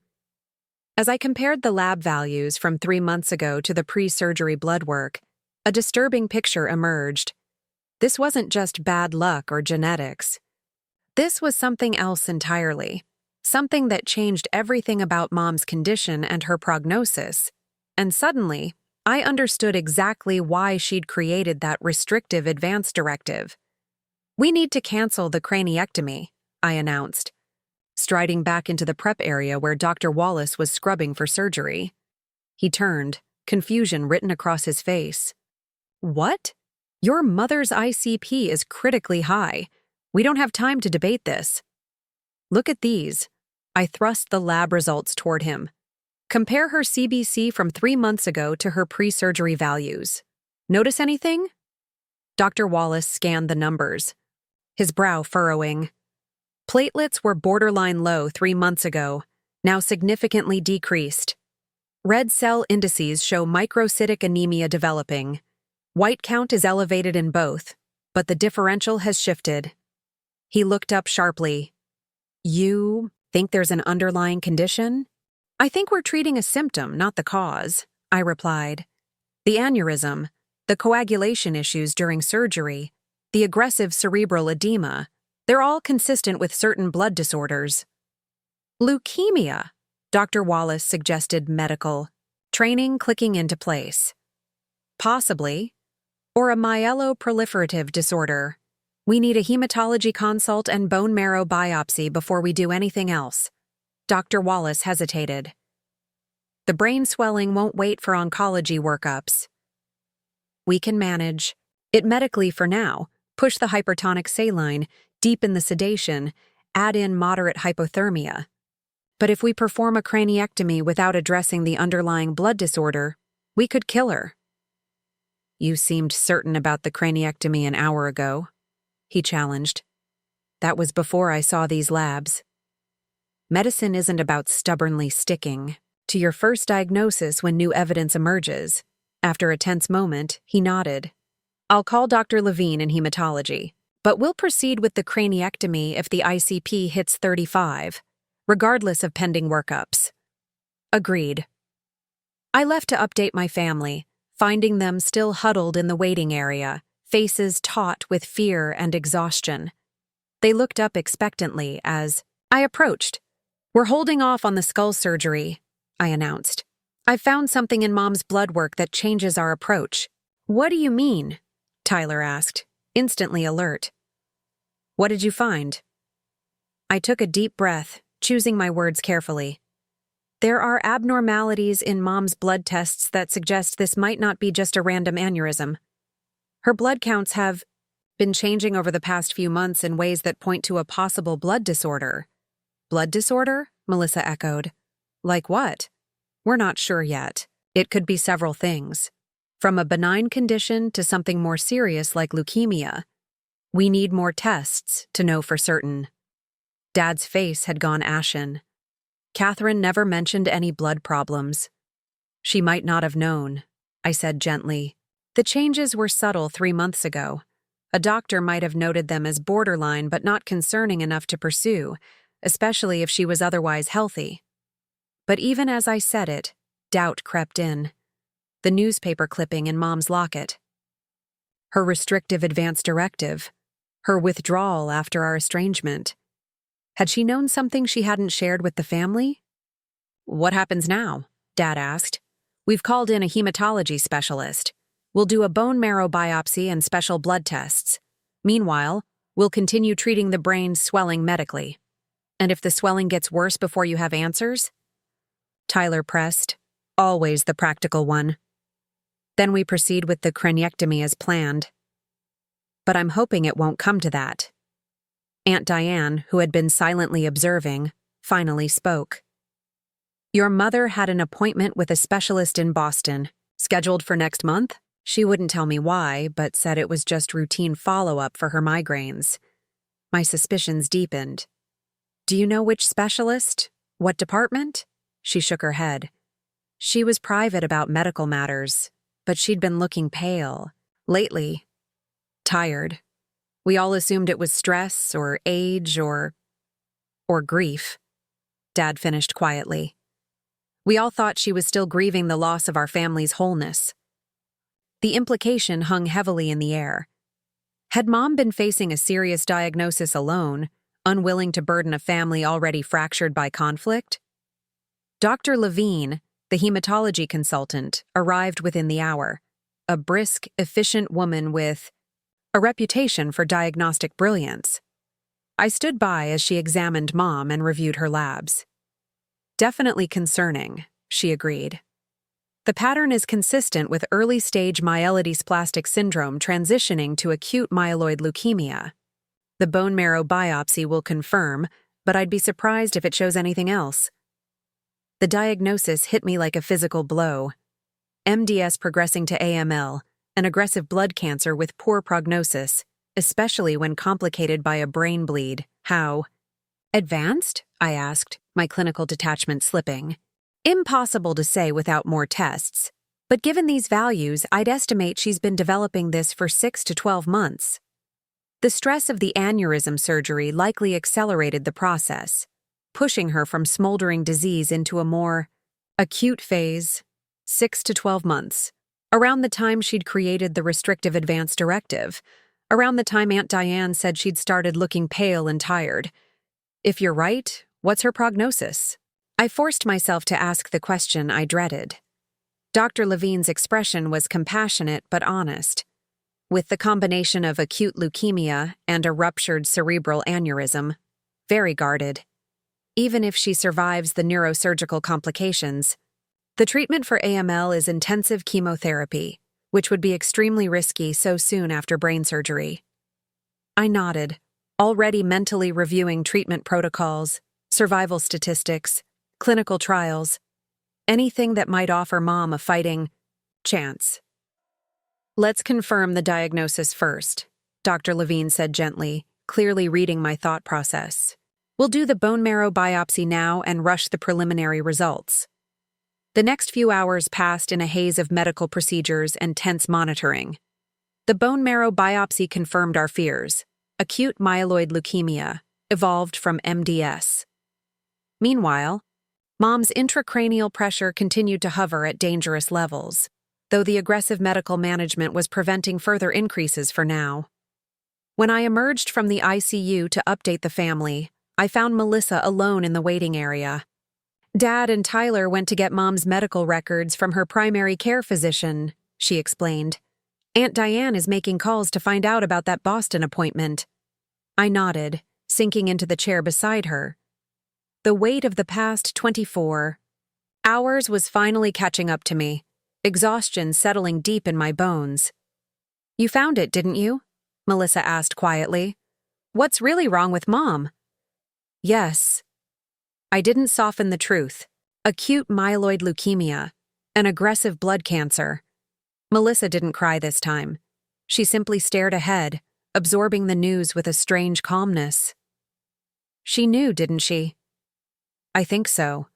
At least, I think she suspected something was wrong. The advance directive, the specialist appointment in Boston. That's why she started putting her affairs in order last year, Melissa said, pieces clicking into place. Organizing old photos, giving away jewelry to specific people, updating her will. She looked at me. She tried to give me her silver tea set, the one Grandma left her, but I refused. Told her to save it for when I have a daughter of my own someday. The image of Mom quietly preparing for an end she couldn't share with her family broke my heart anew. Why wouldn't she tell us? I wondered aloud. For the same reason Dad didn't tell you about his Parkinson's. Melissa's voice held no accusation, just a sad recognition of our family's flawed patterns. We're all so busy protecting each other that we end up hurting each other instead. Before I could respond, Tyler and Dad returned, carrying a thick folder of medical records. Found these at the house, Tyler said, handing them to me. In Mom's desk drawer. They're from a hematologist in Boston, Dr. Simon Kaplan. She's been seeing him for 3 months. I flipped through the records, the story unfolding in clinical notes and lab results. Initial diagnosis of myelodysplastic syndrome 4 months ago. Watchful waiting approach. Worsening blood counts. Discussion of treatment options, including bone marrow transplant if a suitable donor could be found. She knew, Dad said hollowly. All this time she knew, and she didn't tell any of us. There's more, Tyler added, his voice tight. I found this with the medical records. He handed me an unsealed envelope addressed to me in Mom's handwriting. With trembling fingers, I opened it and began to read. My dearest Emma, if you're reading this, then something has happened to me, and the truth I've been hiding has finally come to light. I've been diagnosed with MDS, a blood disorder that my doctors believe will progress to leukemia. The prognosis isn't good, but I've made peace with that. What I cannot make peace with is the rift between us. These past 3 years without you have been the greatest regret of my life. My pride kept me from reaching out, from admitting I was wrong to push you away. Your father and siblings didn't know. That was my choice, not theirs. I didn't want to burden them, and selfishly, I didn't want their attempts to reconcile us to come from pity rather than understanding. You were right about the inheritance, about how unfairly we treated you.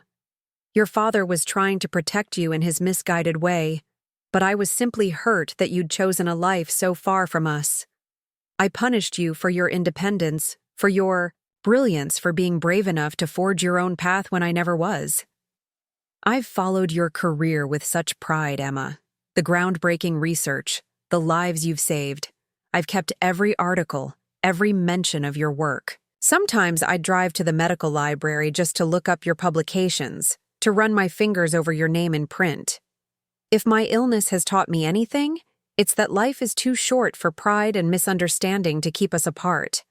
I had planned to reach out after my next appointment in Boston, to try to find my way back to you before it was too late. If I didn't get that chance, please know that I love you, that I've always loved you, even when I couldn't show it, and please forgive me for the years we've lost.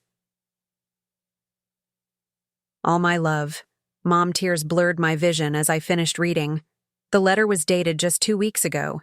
She'd been planning to contact me, to bridge the gap that had grown between us.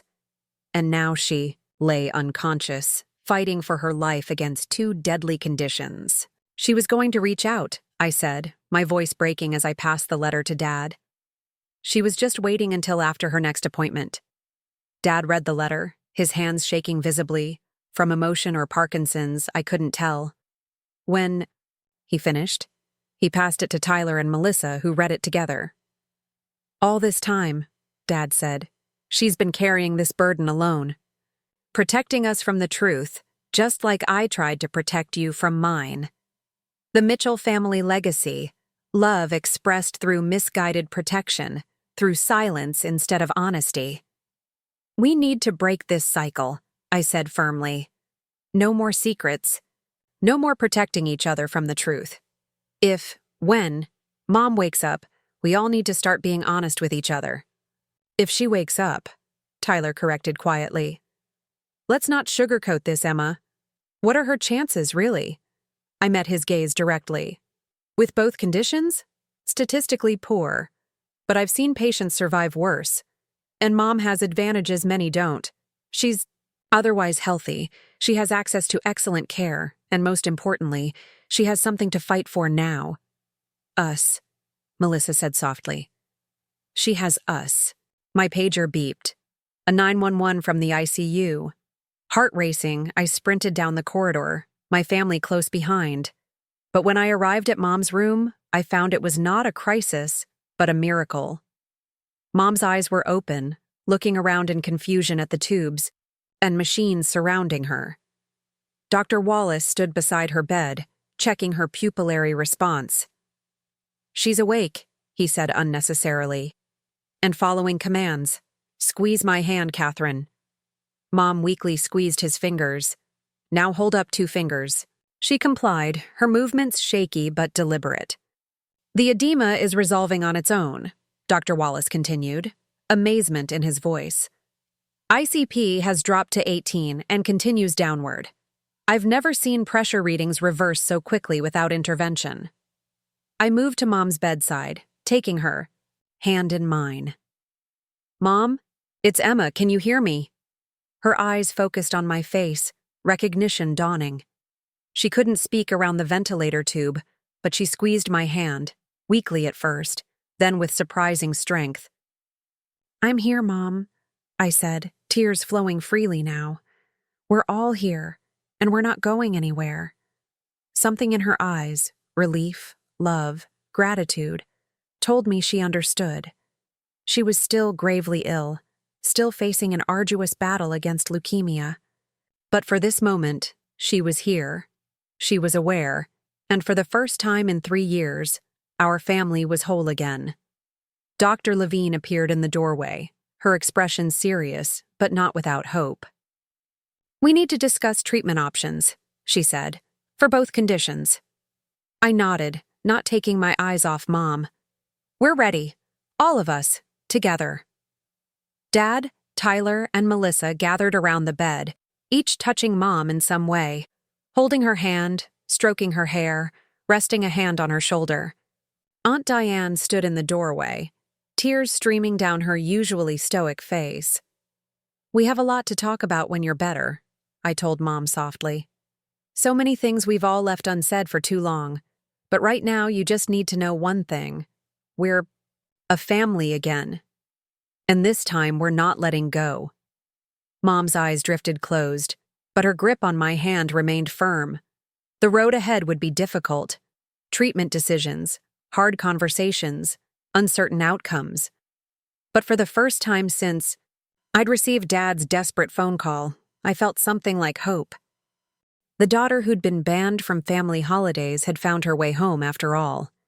Not through forgiveness or apologies, but through the very expertise her family had once dismissed. and through the shattering of secrets that had kept them all apart. As I stood in that hospital room, surrounded by the family I'd lost and found again, I realized that sometimes it takes a medical emergency to heal wounds that have nothing to do with medicine at all. 3 weeks later, the autumn leaves were turning brilliant shades of red and gold outside Mom's hospital window. I adjusted her pillows as she gazed out at the Vermont landscape she loved so much, her face thinner but her eyes alert and focused. "I think I could walk to the solarium today," she said, determined in her voice despite her weakened state. "Let's see how you do with physical therapy this morning first," I suggested, checking her latest vital signs. "You've been making amazing progress, but there's no rush." Mom gave me a look I recognized from childhood, the one that said she wasn't going to be coddled. "Emma, if I don't start pushing myself, I'll be in this room forever." I smiled, conceding. "The point. 1 lap around the ward then, I'll walk with you." The past 3 weeks had been a roller coaster of medical challenges and emotional reckonings. Mom had been successfully extubated 2 days after regaining consciousness, showing remarkably little cognitive impairment from the aneurysm rupture. The neurosurgical team, led by Dr. Wallace with my consultation, had been cautiously optimistic about her neurological recovery. Leukemia, however, presented a more complex challenge. After numerous consultations with specialists from Hopkins, Dana-Farber, and Memorial Sloan Kettering, we'd settled on a modified chemotherapy regimen that would target the AML while minimizing risks to her recovering brain. She'd just completed her first round of treatment, enduring the side effects with characteristic stubbornness. Her blood counts were beginning to respond, though we all knew this was just the first battle in what would be a long war against cancer. "Have you decided yet?" Mom asked as I helped her sit on the edge of the bed, her feet dangling toward the floor. "About the fellowship offer?" "Not yet." Boston Medical Center had reached out with an unexpected opportunity, a visiting fellowship position in their neuro-oncology department, allowing me to continue my research while remaining close enough to Vermont to help with Mom's ongoing care. It was a perfect solution to the dilemma I'd been facing: how to balance my career with my renewed family connections. "You should take it," Mom said firmly. "It's a prestigious position, and only a 3-hour drive from here. I know, I just need to tie up some loose ends at Hopkins first." The truth was, I'd already decided to accept the offer. I just hadn't found the right moment to tell everyone, partly because I still couldn't quite believe how drastically my life had changed in 3 short weeks. A knock at the door interrupted our conversation. Tyler entered, carrying a paper bag that emitted the unmistakable aroma of Bernie's Bagels, a local favorite. "Contraband breakfast delivery," he announced with a conspiratorial wink. "Cinnamon raisin with a smear of real cream cheese, not that hospital stuff." Mom's eyes lit up. "My hero." "Don't tell the oncology team," I warned, though I couldn't help smiling. After weeks of hospital food and nausea from chemotherapy, Mom deserved a taste of normalcy. "Her sodium levels are still borderline." "1 bagel won't hurt," Tyler countered, pulling up a chair. "Besides, Dr. Levine said we need to keep her calories up." It still amazed me how quickly Tyler had shifted from challenging my medical judgment to deferring to it. Not completely, of course. He still questioned decisions and pushed for explanations. But now it came from a place of collaborative concern, rather than antagonism. As Mom savored her contraband breakfast, I checked my phone to find a text from Melissa. "Meeting with Boston Realtor this afternoon. Found 3 places to show you when you're ready, all within 30 min of BMC." I smiled to myself.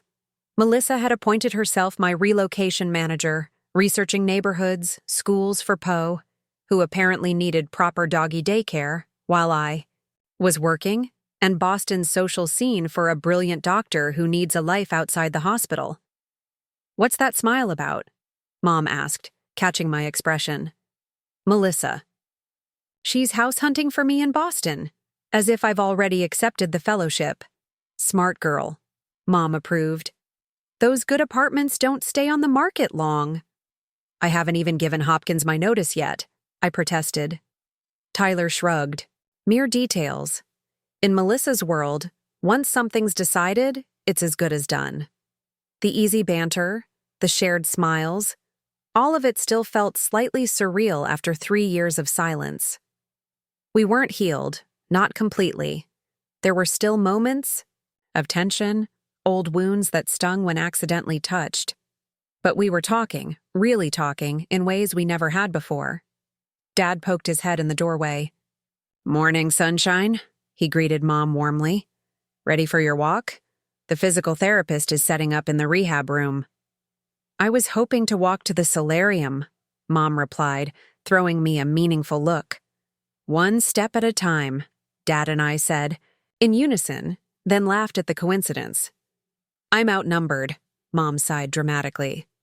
"Story of my life," Dad quipped, coming to help her into the wheelchair that would take her to therapy.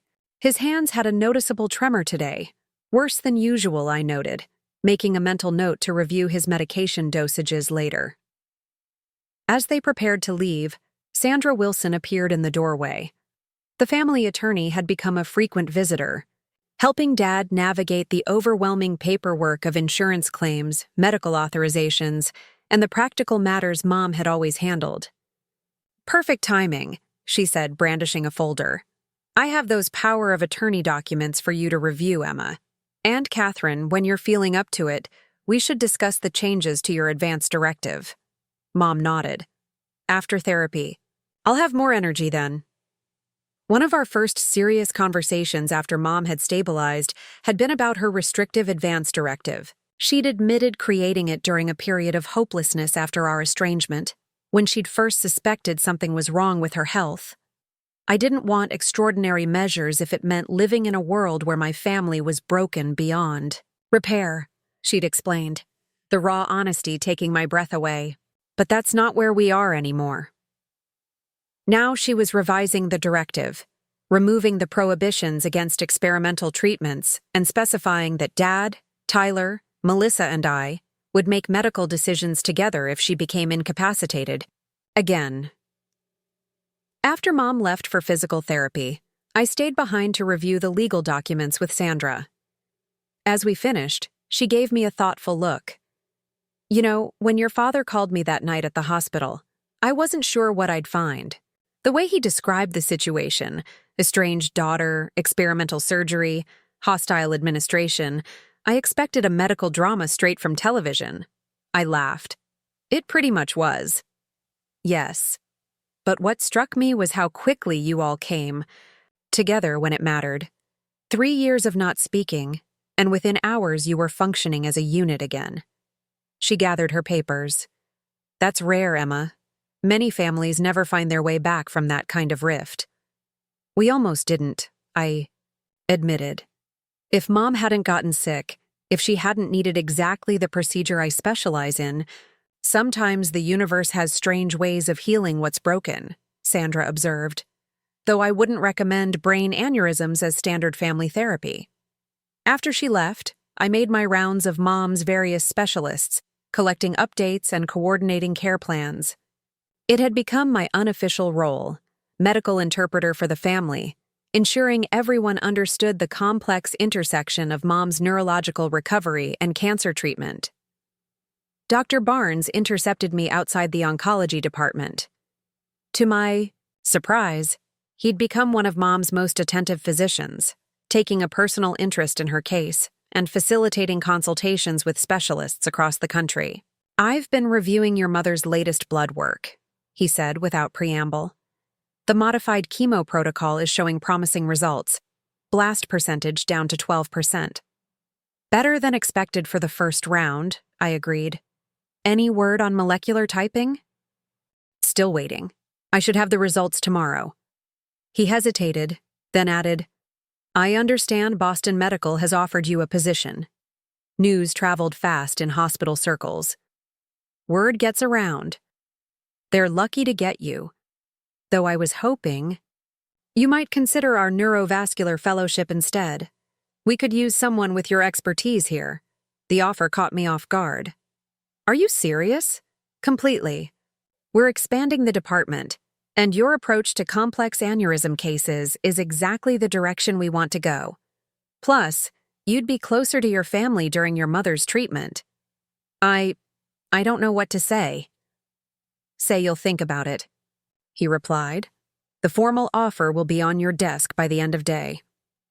As Dr. Barnes walked away, I leaned against the wall, momentarily overwhelmed by how dramatically my professional options had changed.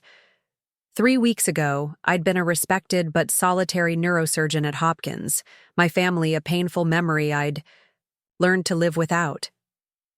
Now I had fellowship offers at 2 prestigious institutions, both designed to keep me close to the family I was just beginning to reconnect with. I found Dad in the hospital cafeteria, nursing a cup of coffee as he reviewed insurance paperwork, his reading glasses perched on the end of his nose, making him look older than his 68 years. How was Mom's therapy? I asked, sliding into the seat across from him. Exhausting but productive. She made it halfway down the hall before needing the wheelchair. Pride tinged his voice. The therapist says her balance is improving faster than expected. That's great news. Dad set aside his papers, studying me with the perceptive gaze that had always seen through my facades. Something on your mind? Dr. Barnes just offered me a fellowship position here at Memorial. His eyebrows rose. The same Dr. Barnes who tried to block your mother's surgery? The very same. I shook my head, still processing the irony. Apparently, seeing me in action changed his mind about my unorthodox techniques. Are you considering it? I don't know. Boston seemed perfect, close. Enough to Vermont but still connected to a major research center. But being here at Memorial, I trailed off, uncertain how to express the complicated pull I felt toward my hometown hospital. Where it all began. Dad finished for me.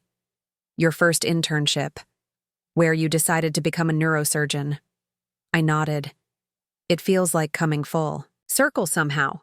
Dad took off his glasses, rubbing the bridge of his nose.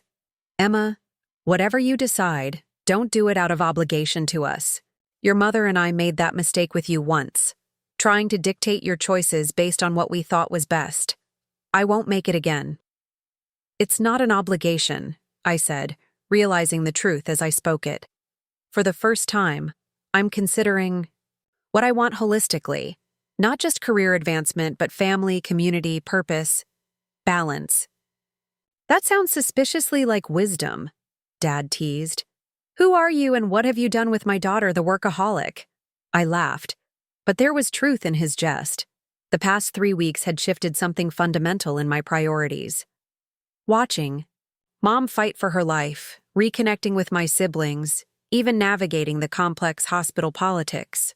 All of it had reminded me that medicine wasn't just about procedures and research papers. It was about people, connections, the messy human elements I'd sometimes tried to minimize in my pursuit of scientific excellence. You know what's funny? I said. 3 years ago, when Mom told me not to come back for holidays, I convinced myself I was better off focusing entirely on my career. That family was a distraction from what really mattered. Dad's expression sobered. And now? Now I realize what I've been missing. Not just holidays and birthdays, but the everyday stuff.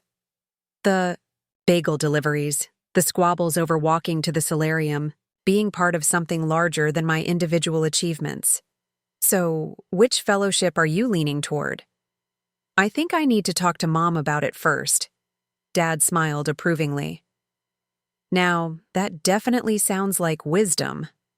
I found Mom back in her room after therapy, looking tired but satisfied with her progress. Melissa sat beside her, laptop open, showing her photos of apartments in Boston. This one has a rooftop garden, Melissa was saying, and it's pet-friendly for Poe. It's also completely out of a normal fellow's price range, I observed, glancing at the luxury high-rise on the screen. Details, Melissa waved dismissively. Besides, you're not a normal fellow. You're Dr. Emma Mitchell, neurosurgical prodigy. Prodigies don't get paid any better than regular doctors in training, I pointed out. Mom patted the edge of her bed, inviting me to sit. How are all my doctors today? In agreement for once? Mostly. Dr. Levine is pleased with your blood counts, and neurology thinks you're recovering faster than expected. I hesitated, then added, Dr. Barnes offered me a fellowship position here at Memorial. Both women looked surprised. Here? In Burlington? Melissa asked. In the neurovascular department. They're expanding their complex aneurysm program. So now you have 2 offers to consider, Mom said thoughtfully. Boston or Burlington? 3, actually. Hopkins has been pushing me to stay. Melissa looked between us, sensing a more serious conversation developing. I should check on Tyler. He was supposed to pick up Mom's prescriptions. She squeezed Mom's hand before leaving, closing the door softly behind her. Mom adjusted her position, wincing slightly as she moved. The incision from the bone marrow biopsy was still tender, a constant reminder of the cancer battle that had only just begun. What do you want to do, Emma? She asked directly. Honestly, I'm torn. Each option has its advantages. Tell me. I sat beside her, organizing my thoughts. Hopkins has the best research facilities, the most advanced technology.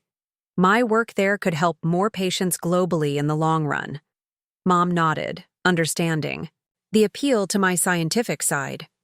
Boston offers an excellent balance, strong research program, proximity to Vermont, and a specific focus on neuro-oncology that would be directly relevant to cases like yours. And Memorial?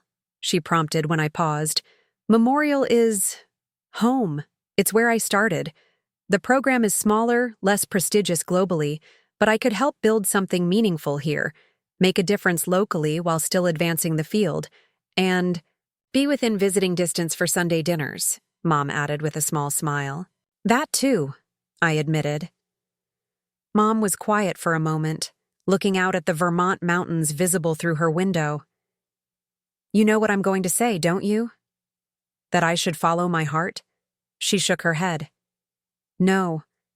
I'm going to tell you to go back to Hopkins. The response shocked me. What? But I thought that because we've reconciled, I'd want you close by? She reached for my hand. Emma, I've spent 3 years regretting how I tried to keep you tethered to Vermont, how I resented your ambition instead of celebrating it. I won't make that mistake again. But with your treatment, my treatment will be the same whether you're in Baltimore, Boston, or Burlington. And planes exist for a reason. Her grip tightened on mine. You have gifts the world needs, Emma. Gifts that can save countless mothers like me. I don't want those gifts limited by my illness or our family's newfound closeness. Tears pricked my eyes. What if I want to be limited by those things? What if I've realized there's more to life than just my career? Then choose Boston, she said simply. Close enough to visit regularly, far enough to maintain your own life. But not Burlington. Not yet. Why not? Because if you choose Memorial now, out of a sense of obligation or fear of losing what we've just rebuilt, you'll eventually resent it. And I couldn't bear to be the reason you compromised your potential. The wisdom of her words struck me deeply. For all our years of misunderstanding each other, Mom knew me, perhaps better than I knew myself. Besides, she added with unexpected lightness, the Boston apartment has a rooftop garden. Poe would love that. I laughed through my tears. You and Melissa, always thinking about the dog. Someone has to. She grew serious again. Emma, our family won't break apart again. Not over distance, not over disagreements. We've learned too much from almost losing each other. As if to emphasize her point, Dad and Tyler appeared in the doorway, returning from the pharmacy with Mom's medications. Melissa joined them a moment later, and Aunt Diane arrived with flowers from Mom's garden at home. Looking at them, my imperfect, complicated, loving family, I felt a certainty I hadn't expected. Boston was the right choice, not because it was the most prestigious or the most convenient, but because it represented the balance I was finally learning to create in my life. "I've decided," I announced to the assembled family, "I'm accepting the Boston Fellowship." The announcement was met with smiles, hugs, and immediate practical questions from Melissa about moving timelines and apartment viewings. As the conversation flowed around me, I caught Mom watching me with a mixture of pride and relief. "You're sure?" I asked her quietly. "That you're making the right choice?" "Absolutely." She smiled, the same smile I remembered from childhood milestones, my first bike ride, high school graduation, medical school acceptance. "You're finally finding your balance, Emma, between extraordinary and ordinary, between saving the world and loving your family. I learned from the best," I told her, thinking of her own extraordinary strength through these past weeks, her grace in facing both a life-threatening aneurysm and a devastating cancer diagnosis. That evening, as visiting hours ended, I walked through the familiar hospital corridors toward the exit, passing the emergency department where Dad's desperate call had summoned me just weeks before. So much had changed since that night. Not just Mom's medical status or my professional plans, but something more fundamental about how I understood family, success, and my own place in the world. The doctor who had been banned from family holidays for creating drama had found her way home through a medical emergency that required her specialty. But what she'd found wasn't just a chance to save her mother's life or reconcile with her estranged family. She'd found a new way of seeing herself, not just as a brilliant neurosurgeon or a dutiful daughter, but as a whole person capable of building bridges between worlds that had once seemed irreconcilable. Outside the hospital, the Vermont evening was crisp with approaching winter. I took a deep breath of the mountain air, feeling something like peace settle over me. Mom's prognosis remained uncertain, the road ahead still fraught with medical challenges. My new position in Boston would bring its own professional hurdles. The family relationships we were rebuilding would require ongoing work and honest communication. But for the first time in years, I wasn't facing these challenges alone. And perhaps that made all the difference. As I got into my rental car to drive back to the hotel where I'd been staying, my phone chimed with a group text from Melissa. "Thanksgiving Planning Committee meeting tomorrow. Emma's in charge of pumpkin pie. Tyler says to please try harder this year." I laughed out loud, remembering Tyler's comment about my terrible pie during our reconciliation. Some things never changed, and some things changed completely. I typed back, "Tell Tyler he still has an undeveloped palate, but I'll bring in extra whipped cream just for him." 3 dots appeared as multiple family members typed responses. I could almost hear their voices, the teasing tones, the underlying affection that had always been there, even when buried under misunderstanding and hurt. As I drove through the town where I'd grown up, past the familiar landmarks of my childhood, I realized that coming home didn't mean giving up who I'd become. It meant bringing that person, the accomplished surgeon, the independent woman, the determined advocate, back to the place where she began and allowing both to be transformed by the reunion. Sometimes the most complex surgical repairs weren't performed in operating rooms at all, but in hospital waiting areas, over contraband bagels, and through tear-stained letters written by mothers who never stopped loving their daughters, even when they couldn't find the words to say so. And sometimes, the most dramatic transformations occurred not through grand gestures or miraculous cures, but through the simple, revolutionary act of choosing to stay connected despite the complexities of human relationships and the inevitable pain they sometimes caused. As Thanksgiving approached, the first holiday in 3 years where our family would be complete again, I understood that the true healing had only just begun. Mom's cancer battle, Dad's Parkinson's progression, the years of estrangement we were still processing. None of these had simple solutions or guaranteed outcomes, but we would face them together. And that perhaps was the most specialized treatment of all.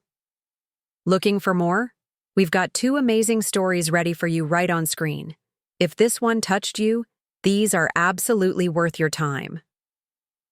Click to watch them now.